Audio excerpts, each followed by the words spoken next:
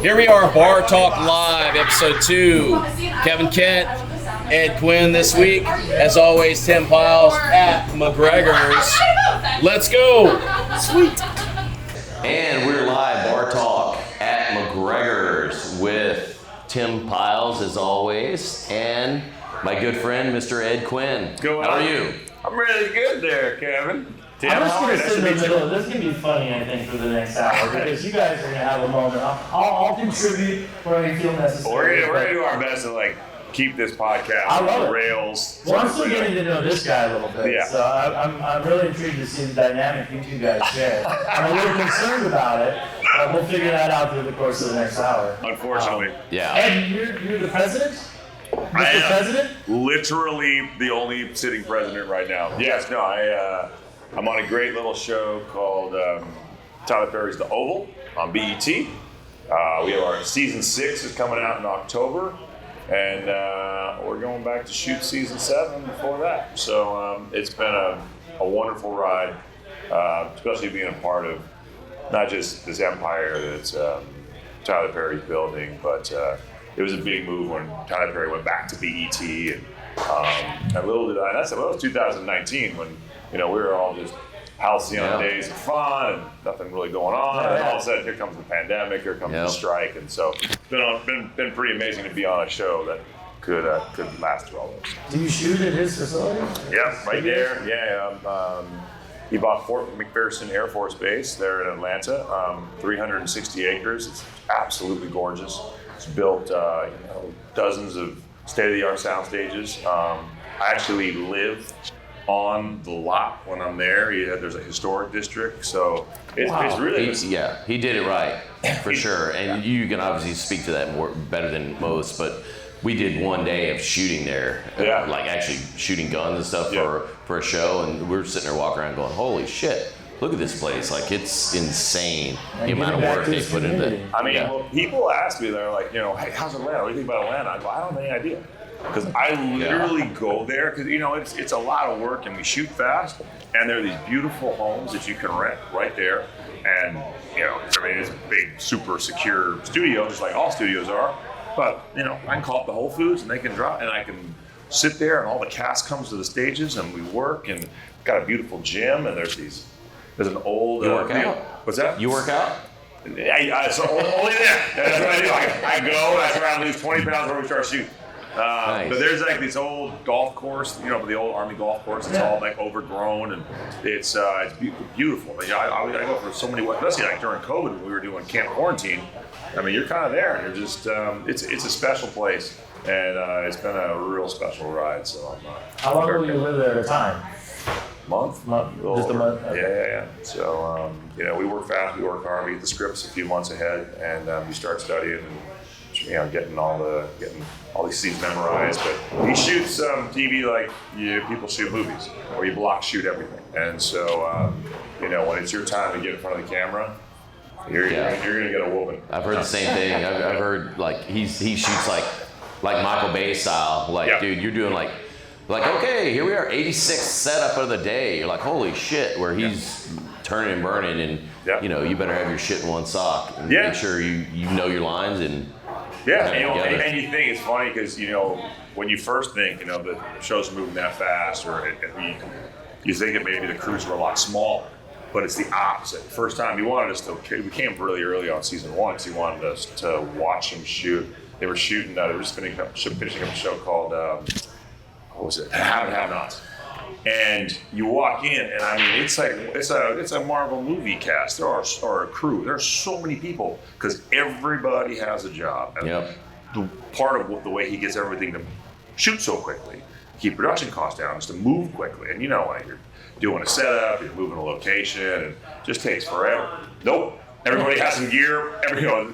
We're done. Moving on. Moving to here, and everything's just gone. And so it's a really cool experience. There's a reason he's so successful, and now he's doing a bunch of big movies, and he's taken what he's done in television for decades and moving it up to films, and so good stuff. Smart guy. He's raised the bar for a lot of Smart people. guy. Yeah. Writes, produces, directs. Yeah, you know, he jumped the matrix. He just sort of looked at TV and he goes, you know what, I'm going to shoot stuff my way, and I'm going to be able to really amortize costs. And, you know. Building your own studio is the way to go. That's ridiculous. You made that move, and it's worked out great for him. Well, and it's like, you know, our show, The Oval, was, you know, it's a White House drama, and he built a replica of the White House. And when he first brought me out, he offered me the role, and then I offered to fly out and test with the First Ladies, because he had a couple ideas for First Ladies. And so I went out to do the test, and he was like kind of showing me the studio, and he said, right there, that's going to be the White House. And it was like, it's a giant, like, wow, and there was nothing there. And I'm like, you know, dude, we're supposed to be shooting there in like 6 weeks. This replica of the White House, and you know, and he paid for it with season 1, and he now, you know, amortized the cost, and now there's been doing the seasons where they call me early, and they're like, hey, we got to go sooner because, you know, some production, Marvel or some movie wants the White House for 8 months, so we got to get in and out of it. And Wow. yeah, I mean, that's the way you do it. I mean, he's a very, very smart businessman, but he really loves show business, and he loves making movies and TV shows, and that's the thing. He works harder than anybody. It's ridiculous. If I had his money, you'd never go see me. Never see you. Yeah. It's a good family to be a part of, though. Oh, it really is. It's you know, he fosters a lot of young talent. He wants, especially the studio itself. You know, he really wants all these, you know, young people who are learning the business and coming into production to then branch out and go out and, you know, and you know, move their careers forward. You know, I'll come in, there'll be some, you know, second AD. You know, you get to know the crew and everybody works every day. And, oh, yeah, where's Sandra? Like, she's working on that big Marvel movie or that big Michael Bay movie or something. She just got shit canned. Don't say anything. She stole a car. No, it's you know, and everybody's super proud when they jump ship, and then sometimes they'll go and they'll work elsewhere and they'll come back. So I'd rather be here. So it's the people on the studio, the day to day, they're a great energy. Big family. It's like a big family, but it's also, there's some intrinsic value to it. Yeah. That's something what he built, and everybody can feel it. You know, until I get there, of course. Right. They're like, shh. Everybody's like, oh, Here comes the president. Oh, 3 weeks. So are there like after parties and you're all living there, and you know, you're raging, you're crazy. I mean this from the bottom of my heart. Not one. Not one. Wow. Ever. Not even a rap party? I've been to a rap party. He threw a rap party.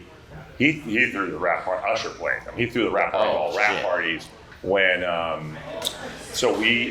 One of the amazing things about having your own studio is he could do what we called Camp Quarantine, where it was actually, we were about to shoot season 2. It was the day before we were supposed to start shooting. I get a phone call. It's March, middle of March, 2020, and he goes, Ed, Obama just called me. We got to shut down. I'm like, what? And he goes, yeah, nope. I had a mayor of Atlanta. I think he's like, yeah, I had a conference call with them, and they're like, this. He goes, you better get to the airport if you want to get back to LA. They're about to shut down the airports, and I'm like, oh, and I mean, I literally turned off the lights in my house, locked the car, the front door, and ran to the airport and jumped on my first flight. But he didn't want to just sit and wait the thing out, and so by August that year, he had built all of this. Because he had 330 crew members he needed to house on the lot, and he built Camp Quarantine, and you know, we all tested, you know, repeatedly and daily. Daily. Yeah, daily. But we had to test just to get in. Yeah. Test, quarantine, test again. Then once we were in, we were kind of let loose. There might have been some. There was a booze truck there that I'm sure some people got after. But no, when I'm there, I'm working. I'm studying hard. You know, it's like. At Atlanta Airport, that Delta Lounge. Yeah. There's this one bottle of Don Julio 1942. 1942. Yeah, that's my finish the season, get to the airport, go in. You know, it's a little rough sometimes when it's 8 in the morning. You know, and the guy's like, some orange juice, sir, some coffee. I'm like, no, I gotta do my tequila shots. Get that shit out of my face. Yeah. Hey, Give me some tequila. Speaking of tequila. Yeah. Is that is that typically your poison? We are at a bar. Yeah, that's true. It kind of is. I see the Don. I think maybe we deserve a side pour. What do you think, Tim? I'm always down. A little side pour. Yeah. Just something we can sip though. Don't No, we're not shooting. Yes, exactly. We're not Hey, kids. we don't want you falling in a pool like our last guest. Oh man. Was that on camera? I missed that. No, well, security camera, but Can we get that? Well, we're close to San Diego State, though. We started doing tequila shots. Next thing you know, we're at a fraternity party, and then it all goes south. yeah, So. yeah. Fast. Yeah. I typically scope out the sororities, not the fraternities. I don't know. Okay, about you. I don't know that well. Maybe not here in San Diego State, but where I'm from, you can't get anywhere near the sororities. They shoot you. The snipers on the roof. Yeah. So, obviously, we should probably discuss your early beginnings because I know you got so many passion projects. You're an actor. You're a great musician. But I know you from Dancing. Navy SEALs versus Zombies, which I don't know how anybody else doesn't know that this is one of the major, blockbuster hits of our time. My goodness. But, obviously I met you in 2014, 10 years ago. Yeah. Cocktails. And Baton Rouge filming, and we would sit and hang out, and you literally told me your history of growing up in the Bay Area, and well, go ahead. No, yeah, I mean, and by the way, so that movie too, Navy SEAL versus Zombies, I want to talk about the movie for a minute. I got a phone call. Do you want to do a movie called Navy SEAls versus Zombies? I said no. Fuck yeah, They said, well, I didn't know anybody. I said, that sounds so stupid. And then they said it's Lionsgate, Voltage, and it's going to be released in theaters, for Halloween. And I'm like, oh. And then went, okay, here's the thing you probably won't like. It's just going to be you and real Navy SEALs in the movie. And I went, oh, I'll do that. Like, you want to read it? And I'm like, oh, no. I thought it was going to be with a bunch of local hires in Baton Rouge. If it's real Navy SEAls, I am totally in. And Plus, who reads? What's that? Yeah, who reads? I don't read a script. What's a script? But I will say, if I win a lottery ever, I'm going to buy back all the footage of that and recut that movie because we actually made a super funny, perfect B movie that was so good. Yeah. The biggest catastrophe happened in the post where you had a director and the producers and the editors getting in fistfights I saw an early cut. I was doing Mistresses after that. I was flying back and forth to I did the next season of Mistresses on ABC, and so I was flying back and forth to Atlanta Vancouver all the time. And one of the producers sent me an early cut of the movie, and I was like, this is hilarious. Yeah. This is going to be great. And I was like, and I sent him notes. I go further. There were a couple of jokes when the guy fell out of the helicopter. Yep. There were so many good, funny jokes. Damon Lipari, yeah. And we had a blast filming it, and we put a lot of humor into Polish it. judge gave him a 10. I guess I have that on my Dude. laptop somewhere. Yeah, we just while you're making a movie and you get. Remember we would rap and they would keep the steakhouse open and we would get there like 1 in the morning and be hanging out. We got along great with Mikkel and Gunner. Chad Lale. Chad Lale. But who was it? I remember we were there and we were sitting there eating and people would come by and they're like pointing at us. Somebody came over like, shit, I can't even. Oh, Mr. Cooper? Yes. Mr. Cooper? Can I get your. They thought you were Bradley Cooper. Yeah, took pictures. Yeah, no, for sure. Can I get your autograph? Did I Mr. just Cooper? see that when I was Googling you? There's like people there, there's like comparisons of you guys next to each other. Yeah, there's a lot of that. Sorry about that. I wouldn't have brought that up. My Twitter bio is not Bradley Cooper. There was a moment back then when I had long hair. Oh, shit. Oh my goodness gracious. Could we get a better looking waitress? Jesus Christ. Wow. Obviously Heidi quit. So, Shit. Cheers, you guys. Hey. So anyway,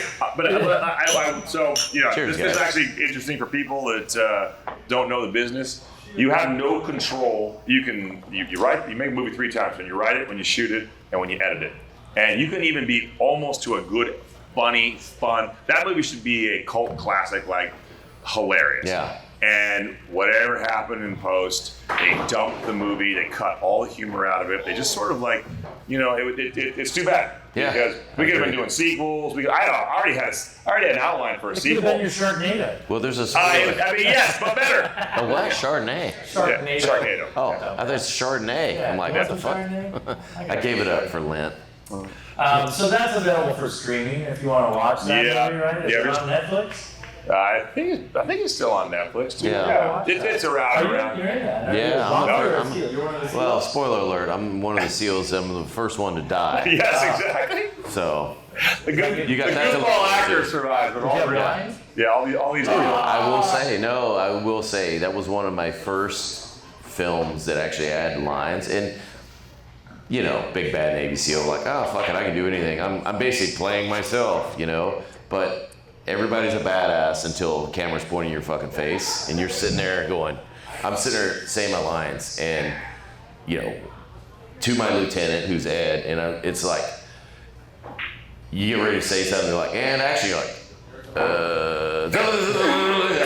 exit frame, like exit, like, Ed's like, what the fuck are you doing? Like, dude, embrace that shit. Like, dude, you got line. Like, and I will say, and I'm not trying to suck your dick or anything, but dude, I will say, dude, you actually embrace and gave me the wherewithal to be like, dude, like, it's just like an audition, which I had auditioned shit before. It's like, act like you don't give a shit and you fit right in. You basically probably book the role where you're just like, same thing in front of the camera. Like, dude, embrace it. Like, dude, say your shit. Be the man. Warm and fuzzy Navy SEAls I've actually ever met in my life. Well, that's the thing. You get to know them. Yeah. Now, it's like if I had been hanging out with them and I'm like, well, whatever he's gonna say is gonna be as good. But you meet Kevin, you know how funny he is, you know what a sense of humor he's got, and then so like you want that to come through. And so we're talking about.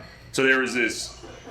It was a real scene in the beginning where there's a helicopter that comes down and 5 of us jump out, and we're all 220, 230, big dudes. And the smallest guy, this guy Damon, he doesn't quite get off. And as we unload the helicopter, it lurches and sends him like ass over tea kettle out, and they get it on film. And we're like, oh my God, that's fantastic. We were laughing our fucking ass. We're laughing our ass off. But also, I looked at the producers like, oh, you make sure to say that. You make sure to. And they're like, oh, I go, we're about to do this like training mission where he fucks up, and so this is the whole thing you're building for is that this guy should not be in the field with us. And we go in, and there's this moment where I'm like, oh, like, hey, what about the new guy to Kevin? And he just goes, he'll be fine. He's supposed to go out. And I go, hey, look. He fell out of the fucking helicopter. I go, he fell out of the fucking helicopter. I'm going to say to you, he fell out of the fucking helicopter. And you say to me, Paul's judge gave it a 10. And we do it. And he's looking at me like, shit. He's actually a little scared. He's like, don't make me say jokes. Don't make me say more lines. I go, listen to me, dude, you can do this. It's going to be hilarious. And so we do Stop being a bitch. Yeah, stop being a bitch. And so we do it, and he says it, and the crew's fucking laughing. It's because it's Kevin. It's like such a Kevin line, too. And it was so good. And then that cut that I'm on the airline flying, back and forth to Vancouver, I see that scene. It's hilarious. It works fantastic. And that's the kind of stuff they kept putting out. Right. And we were doing that like night shoots, fucking tired all the time. Yeah. Just coming up with funny, stupid stuff, which was kind of the way that you guys, the team guys that I know, they've got this real dark sense of humor because what they do is so hard, always exhausted, their lives are always in danger, and so they just come up with this. They have this gallows humor that's really, really funny, and so. But unfortunately, they cut it out. Yeah, of course. I mean, Yeah. I was trying to make it a cult classic B movie. Well, I actually reached out to Stanton Barrett. Yeah. Because there was somebody, one of my buddies sent it to me. It was on Stars the last couple months. This was probably back in the spring. And it was like, oh, Stars, top movies. It was crushing it. I sent a screenshot. I sent a screenshot to Stanton. Yeah. And he's like, dude, what the fuck? Hey, when's the last time you got a royalty off that shit? And I'm like, dude, I think last time I got a royalty 2 years ago, it was $4.95 or some shit. It's Yeah. Which but typically great title and a great trailer. And it's like, and it could have been a kind of movie that people are, I love that movie, let's do a few more. But I mean, I don't know, Stanton and some people got in a fight. I don't know what they did, but whoever controlled it ended up kind of dumping it. But anyway. That's happened to a lot of films over the years, though. It's happened to a lot of films. I've been in. Whole project, yeah. It's amazing what happens. You'll shoot something. And back in the day, TV was the worst.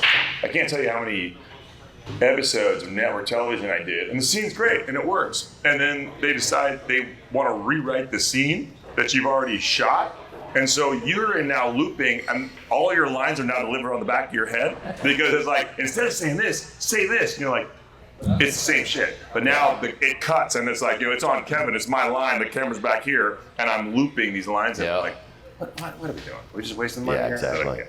So, like, what the hell are we really doing here? Yeah, but no. Anyway, all right. Well, yeah. No, I grew up in Berkeley. I grew up in an academic family. My father was a professor at Cal. My mom had her master's, but with 4 kids, she was kind of spent most of her time running around after us. And I was nowhere near Hollywood, and I had no exposure to it. Didn't want to go to Cal. I wanted to go to UC Santa Barbara, but two-sport athlete, being recruited. What'd you play? Football and soccer. Okay. And so I had a big injury. Football and football.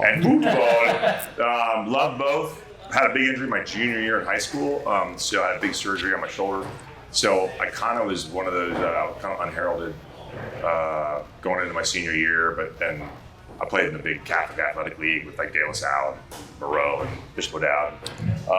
We had a bunch of big players, and there was all the biggest coaches were in the stands, and they're like, "Who's that giant weirdo running around killing people?" And so I got It's Bradley Cooper. It's Bradley Cooper. The guy from Alias. Zinger. So anyway, ended up getting Joe Cap as a coach at the time. Become on, I think what they call now is a preferred walk-on. Went to Cal and was going to go to law school, and then was going to go into commercial real estate. Damn, dodge a fucking bullet there. Wow, you became a model. Well, yeah, but so like, I'm a surfer, which is also one thing I really love. Ocean Beach, San Francisco is my home break. Nice. And one day I'm there, and I'm in a towel, changing out my wetsuit, and this dude walks up to me. They're gonna need to get a picture of you doing that later. Yeah, that's fine. And walks up and is like, "Oh my God, look at that body!" And I'm you're in there with the towel, I'm like, "Yo, dude, leave me alone." And then he's like, "Would you like to come shoot some photos? I have a beautiful studio." Like, beat it, weirdo. Well, yeah, no, and I'm sitting there. Now, this is how you end up on like Dateline, where last night I saw Ed Quinn, and I end up like either chopped up in a dumpster, or my organs are harvested, sold to the black market. But all these guys couldn't find his penis. All these guys from LA had been coming up to were friends of mine, surfers, and they all had these goddamn modeling books. And they were the corniest thing. You see them, and it's them, dancing in the water with their surfboard and their side-out shorts and stuff. But I'm working as a valet at this very famous restaurant called Casa Arinda, and I'm getting minimum wage. At the time was $5.15 an hour, and tips. Every 3-4 nights a week, make money. These guys would go to San Francisco and shoot Macy's, Mervyn's, whatever, for like $150 an hour, which in 1980s in college was like, what? Yeah. And then the guys who would maybe take a year off and go to Europe and come back, they would get day rates of like $1,500 to be in JCPenney, the newspapers and stuff. Date rate for $1,500. That's not bad. That's not bad, dude. Not bad. So anyway, I took photos of the guy. It worked out. I started modeling, end of my college career, and got a phone call I got an agent in San Francisco, an agent in LA, and they sent all my crap to Europe, and they're like, "You're booked into the shows." I'm like, "What?" The fashion shows, Milan, Paris, Barcelona. The rest is history. Rest is history. Whose clothes did you wear? A lot of Armani. Mostly men's clothes. Don't get too excited over there, Tim. Whatever I can find at Goodwill. No, I did a lot of work for Gianfranco Ferré, Armani. But the one thing is that I was way too big to be a model for a lot of the ads, because they would make the clothes a year before, and they would only make them in one size, which was a 40 regular or a 50 regular in Europe. Of course. And so I would do all the runway shows But then while my friends were doing all the catalogs and the campaigns, I would do commercials. And that's actually how I got to Hollywood. Because I wouldn't book it. I would try. I'd do some campaigns, but not a lot. And also, I was kind of a big dude. And I was going up against the older guys. These French dudes who were like, they're 28 years old, and they got gray hair, and they're smoking cigars, and they got a freaking beard and stuff. I'm like, oh my God, And then there's the pretty young dudes, which I can't get things. I love them. So, and the rest is history. And the rest. Let's wrap this up. We're gonna go take a piss break. What? We'll be right back. Part 2. We gotta talk about your dad. Oh. Falling hard like a tidal wave. Kaleidoscope spiraling in outer space. Nothing like I've ever seen. It's just a thing of beauty. Here we are. We're back. That's 24 minutes, dickhead. Jesus Christ. Jesus Christ. Sorry, I didn't hear action. My bad. I'm a method actor. I need that. He's kidding. So what we're talking about on the break. I know that's not true. Yeah, that's total bullshit. I don't even consider myself. Again, Navy SEALs versus zombies only on Stars. Yeah, exactly. Yeah. Dude, anybody goes, oh, you're an actor. I'm like, not a chance in hell. I'm like, I've been in front of the camera, but every show I've ever done is literally like, oh, what do you do? I'm like, I play myself. I play, dickhead number 3 with a gun. Yes. It's like, oh, he's holding a gun again. Sometimes like, he gets shot. Sometimes he Goon gets number shot. 4. Yeah, Goon. Actually, that Netflix show was like Maddox Goon. Yes. I got a first name. Yeah. But no, going back to what we were saying over the break, your audiobook with your father. Yeah, that was really special. My father was a kind of a renowned historian, distinguished professor, won a bunch of awards, and he was writing these kind of historical narratives, and he would find very small stories that were like microcosms for bigger stories, and I've been wanting to do the audiobooks, almost kind of to develop them for motion pictures and create the IP. And I got very lucky. The top of the food chain, voice of Audible, Julia Whalen. She actually is kind of a funny story. I've been thinking, I've been wanting to do these things forever, and then I'm on Twitter at one point, and I get when someone who is verified used to follow you on Twitter, you get an alert. And I'm like, who's that? And I click it, and voice of Audible is, and I'm like, I immediately slide right into her DMs, and I'm like, hey, yo, I know what you're thinking. Slide into your DMs. Oh, this is really, and she, she was like, oh my God, okay, fine, you can call me. I'm married, though. I go, listen. Did you say it like that? No, I what up, girl? What up, girl? No, I was actually really humble, and I just really wanted any kind of, insight or help. And at first she was like, look, I'll try and find you a director or a publisher. And then she was like, I'm starting this company, Audiobrary, which is going to sort of do audiobooks. She's a writer too, so she publishes her own books, and then go in depth with the artist. And it became this. And I did it in my music studio myself. I did it the hard way, and it was very, very hard. Like you were saying, like how like you get in front of the camera and you're like, of course.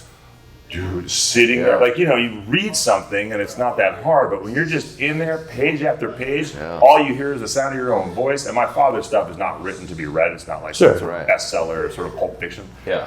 And it was so hard. Labor of love, very proud of it. And so we're all our own worst critics because, it's like. Yeah, totally. But that's why I watch the Audiobrary, podcast. app is free. The book is called Hell with the Fire Out. It's about the Modoc Indian War. It's a very dark, little history and a dark time in American history, but I don't know. I'm real proud of it. Are you Native American, or do you have any connection? No, I'm just super tan. Yeah, tan. I surf a lot, Ron. Where do you surf mostly? Unfortunately, in El Porto, where I live in the South Bay, I'm down here in San. I went out and surfed wind and sea today. It was like a crappy day. It's better than my home break's been in months. And I'm like, my buddy's like, oh, I'm sorry, it's on shore, and the tide's a little low. And I'm like, just shut up, dude. You have no idea how lucky you are to live here. So, San Diego's the dream, man. This place is. That's where I grew up. I grew up at Big Moore, right there, up on Mount Soledad. So I was big into the Wamp, the shore break. Yeah. And I was fine up until 2004, I got pulled over the falls and ended up tearing my ACL. No way. Just slammed on the beach feet first, and not fun. Yeah. But I will probably go back this summer. I was wondering, has Hallmark reached out to you yet?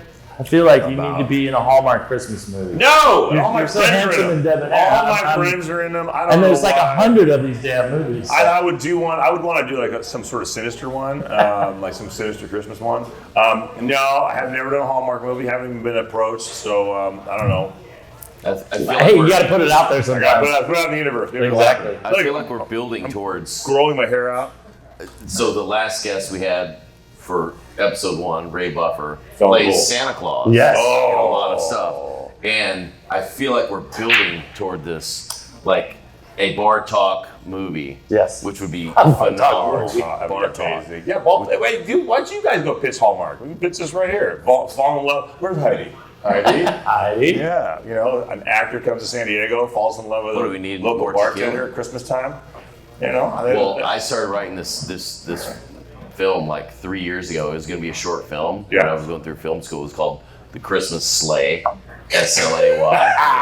And it's a sniper. It's like taking out all these carolers. They can't hold a tune. Yeah. I've been writing this shit for like 4 years, and I'm like, That's actually hilarious. and then I turned it into like, I'm like, okay, I'm like 50, Jack Nicholson I'm like is- 50 pages deep now. Yeah. Going, okay, it's going to be something different, but. Hey, That's good. I know who my leading man is going to be. And I got Ray Buffer. I got Ray Buffer. You play any Santa Claus you want. Pretty much. You know, That sounds As good. long as he doesn't fall in the pool. Kill as long as kill there's the swimming carols. involved. Yeah, Yeah. exactly. Yeah. So is it the Oval that keeps you busy now? Is that like what It does, yeah. It does. It also, because we do shoot so fast, it frees me up. I just had a nice movie premiere at the Jewish LA Film Festival called Guns and Moses. Really kind of fun, kind of family thriller. Yeah, Okay. it was a cool, very well received. It was cool. I got a movie I did in 2022. Big film, Lionsgate. It's Omar Sy, Kerry Washington, Mark Strong, Joe Carnahan wrote and directed it. And they've just been holding it. I think it's coming out next year. So it's nice to jump into these films. Between COVID and the strike, it's been, kind of difficult. So the beautiful thing is I don't need to work. So I can work on things that I want to do. Yeah. Been working on a lot of music. I really want to start playing live again, but I built this music studio and I was in a band for so many years and I wrote so much music back then that I can now have the ability to constantly, I kind of produced 10, 12 songs, released all of them except one, which is maybe going to be God heard damn it, on Mike. this. There's one song that hasn't been released yet, which we might be hearing on this podcast. nice. But just last weekend, actually, a really dear friend of mine, lifelong friend, unfortunately took his life 20 years ago. And he and I, when we were in Bali, he was the first drummer of my bands. We wrote a song, and for the 20-year anniversary, they made the theme his favorite place in Bali was this place called Dreamland, and we'd written a song called Dreamland. And so, for the 20th anniversary of the Jimmy Miller Memorial Foundation, it's the largest ocean therapy foundation in the world. They work with Wounded Warrior I Battalion. remember we started doing that several years ago. Annually. Yep. Doing it. Camp Pendleton. We work with at-risk youth. We work with women, battered women's shelters. We just started a whole new program for first responders. So I was able to find an old copy of this song called Dreamland Dreams and recorded it, and then had a really good friend of mine, Juan Carlos Salvatoria, who's also a really good friend of Jimmy Miller's. He did a really nice video for the big Beta Fiesta where we raise all the money so we can do these ocean therapy sessions. And then put it out. It's everywhere.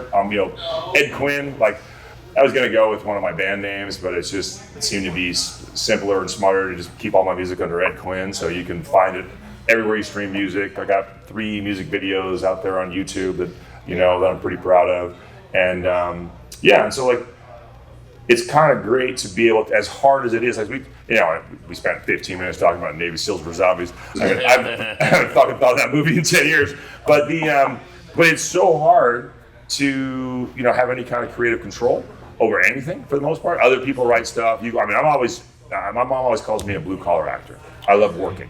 And so I love going to set. I love long days. I love grinding. I love, trying to get stuff. But it's usually, someone else's story, someone else's ideas, whatever. And so being able to record music and do that kind of stuff, it's something I've done since I was a kid. Growing up in Berkeley, it was just this sort of like rite of passage, like you had to be a musician. And weirdly enough, if you were a guitarist, there was a guitar teacher at the secondhand guitar store on Rose and Grove named Joe Satriani. So me and a whole bunch of dumb, so amazing. Yeah, a bunch of morons are sitting there taking, I swear to God, I would remember saying to my friends, I'm like, I think our guitar teacher is better than Eddie Van Halen and Randy Rhoads. They'd be like, shut up, dude. He's like, and I'm like, no, he's really good. And then I played for a second with Alex Skolnick and Kurt Hammett was running around and Steve Vai. And you're just like, we're all good, but nobody's that good, dude. And he's amazing. Well, which is he's playing in a band called The Squares, and he's teaching this moron to play guitar for $10 an hour or something. So it's there's sometimes they always say it's always great when the good guys win. And man, when that you were saying earlier, the Surfing with the Alien album came out, it was just a bunch of people just going like, yes, finally! Oh my God, we were right. I was right. I felt so vindicated. I remember having that cassette tape, and you unfold it all. And I'm reading through the lyrics. I'm just like, holy shit, this is amazing. I didn't know shit about shit. I played the trumpet when I was like 7th and 8th grade, because my brother played the drums. My other brother played the guitar. I wanted to play the drums. I would have played something else, something cool. Yeah. My mom's like, nah, play something different. And my uncle had a trumpet that he was going to lend us. So I'm like, great, I'm in this friggin' band. I'm in the, You didn't say the horn section. No. The ska band. Gotta be ska. Ska band. What was that band? But the crazy shit is, I know how to read music, and I'm a little bit madness. I started looking at this, I'm like, holy shit! It's like one of my favorites. I'm like reading chorus, bridge. And I'm like, bridge. What the fuck's a bridge? And dude, all this amazing. Yeah. I mean, dude, that album was phenomenal. Yeah, and Blue Dream came out. So anyway, it's just.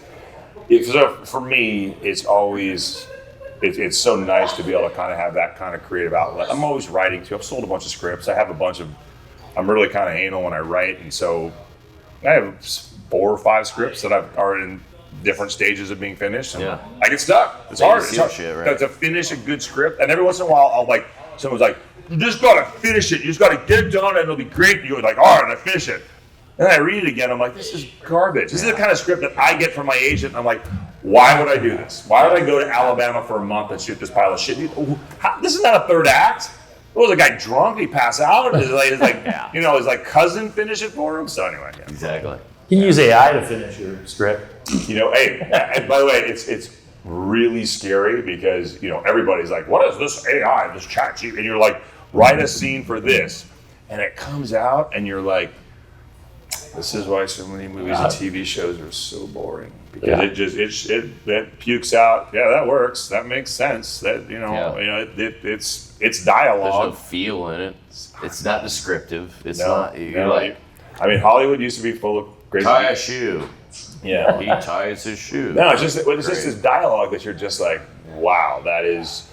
I've never seen anything so down the middle and so characterless, but also very specific and it works. It's terrifying. If you don't know any better, you're like, wow, that's a very perfect, boring scene that I just wrote, or just read, or typed into the computer. So it's, Hollywood used to be full of lunatics, and at some point we're gonna need to bring them all back because something's gotta happen. Yeah. Mad Theory was one of them, and what was the other ones? Scattergood. Yeah. So Mad Theory was the band that I was in. I was with Jimmy, and then James Austin took over drums, and we were a show away from being signed. And like most bands, we imploded. We just imploded a little too soon. I took over vocals, was able to save a record deal. The record deal kind of imploded. It didn't really implode. I just started getting all these CDs from Diane Warren and Desmond Child. I'm like, oh, there was this big French label, and they wanted to take me to Europe, launch me in Europe, and then bring me back. It was an American rock band. And then it was like, oh, but all your music's fine, but we want you to record these singles. And I'm like, oh, because you're going to have the publishing and the rights and the copyright to that. And I'm like, oh, I see where this is going. So that's my fallback career, acting. Nice. So you're not big in Germany like the Hoff? Yeah, I literally, that's probably what it was going to be. But it was going to be like the Hoff, having other people write sort of cheeseball songs for me. And I was just like, yeah, no, I'll go back to acting. So that's what I did. Do you perform live music anymore? I think the last show I played might be almost 10 years ago now, but I am ramping up to, I want to play next summer. I'm going to be talking to the guys at Beach Life. Hi guys, how are you? I was with them at the Jimmy Miller Foundation thing, so I want to start playing live, playing little small gigs. But it's tough when you're 20. Nobody's got anything to do. Let's go practice. They all come practice. Now it's like, especially good musicians, it's they're all busy now. Yeah. They can all show up, hear your stuff twice, and playing and singing and not being up there like kind of scared. I need to work a lot. So like I just had my producer at my studio pull all of the vocals and guitars off all the tracks. So I can go in every day, hit play and run the set, and within a month I'll be, I think, probably at least good enough to want to start playing live. On your website you have covers, right? Yeah. What have I done? I've done I did Jumpin' Jack Flat. Yeah. I kind of do my favorite songs from different eras, from different bands. Jumpin' Jack Flat was one of my favorite songs from when I was like sixth grade. I did a whole lot of Rosie by AC/DC. Yep. I did one I'm really proud of is Manic Depression by Jimi Hendrix. And I did the Church. Under the Milky Way, or the other one. I just saw them. They played with Afghan Wigs. Really unique pairing of bands. I love that song. I used to play a song acoustic when I was like headlining Sunset Strip and playing the Whiskey and stuff. I would come out and play that like acoustic, like solo, and I love doing it. But we did a big, and that's what I wanted to do. And my producer Adam Cameron was like, this sounds really good, like acoustic, but. And I'm like, you want to go bananas? Next thing I know, there's like mandolins and let's just. But I'm actually real proud of that. That one too. But I love doing covers. I got three lined up for the next album as well that I'm pretty excited about. So I'm not gonna say what they are because someone will steal the idea. Hey. And one of them's so cheesy. It's got to be one of your cheesy favorite '80s songs. I guarantee you can. Oh, dude, I have so many. That's like my genre. I'm trying to think of what it might be. Genre. No, I love the 80s. You'll never figure Aldo Nova? No, I'll come back. I'll come back in a year. We'll play it. We'll play it right here. Yeah. The Oval is on BET. People can watch that, stream it, obviously. Yep. Everything is available at your leisure anymore, but it airs weekly at a certain time. It airs weekly at a certain time, and it's kind of great. I mean, there's so many, like I can see what's streaming, like Two Broke Girls or One Day at a Time or Mistresses or this show we were talking before the break about Eureka. I was on the Syfy show. It was a huge hit. Still the #1 show in the history of the Syfy channel. But they only did 77 episodes, so it didn't go into syndication. It was pre-social media, pre-streaming, and it vanished. And it was on Amazon at some point, like maybe 10 years ago. But when they finally launched Peacock, and everybody during the pandemic had watched every show on Netflix. Sure. On these Reddit things like, I need a new show. And everybody found Eureka again. And it was really fun. I was at Dragon Con a year ago. And all these OG fans that watched it, it's their favorite show, and they own all the DVDs. And then all these kids. Yeah. It's the kind of show you can watch with your kids. The premise of the show, it's like town full of geniuses, really funny. Season 1, the show again had a lot of cooks in the kitchen. Yeah. But season 1 was such a good, dark comedy, and really smart and great actors and great people. We just had unfortunately, one of the cast members passed away, and we had a big reunion recently and big love fest, and so it's nice, man. It's nice when you look back. What did you do on Two Broke Girls? I was Kat Dennings' boyfriend and fiance, and we were supposed to do the wedding season, and the president of CBS and the president of Warner Brothers got in a fight over back end. And they played chicken and canceled the show. And the girls were under contract, and it was all set up. We got engaged in the last episode, and it was supposed to be the big wedding season. I thought I've seen you on that. I like watching Kat Dennings. Yeah, I enjoy watching her. Most people do. What's the blonde girl? She's on The Neighborhood. I like she's that cool, show. feel like girls. Yeah, exactly. I like that kind of stuff. So any reunion with Joe Satriani? If I walked up to him, I almost saw him at it's a big music the NAMM show. He was there, but it turned out he was there the day before. If I walked up to him and he remembered me, I would lose your marbles. there's zero chance. Because I mean, I'm not kidding. He was a guitar teacher. I mean, his students. You were 14. Disciples. I was 14. You've grown up a little. And by the way, he was always yelling at me because he wanted me to do these modes and he wanted me to play a certain way, and I just wanted to rip Jimi Hendrix licks. And he's like, no.